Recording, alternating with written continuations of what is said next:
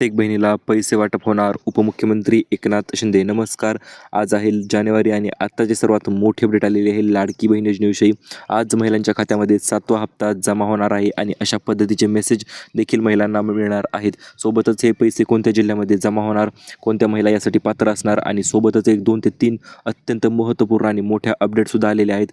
संपूर्ण माहिती आपण आजच्या व्हिडिओच्या माध्यमातून जाणून घेणार आहोत. त्यामुळे चॅनल जर नवीन आलेला असाल चॅनल सबस्क्राईब करा आणि व्हिडिओला लाईक करा, जेणेकरून अशा पद्धतीचे नवनवीन अपडेट यूट्यूबवर तुम्हाला सर्वात अगोदर पाहायला मिळतील. तर आज महाराष्ट्रातील एकूण 3 विभागामध्ये पैसे वाटप होणार आहेत.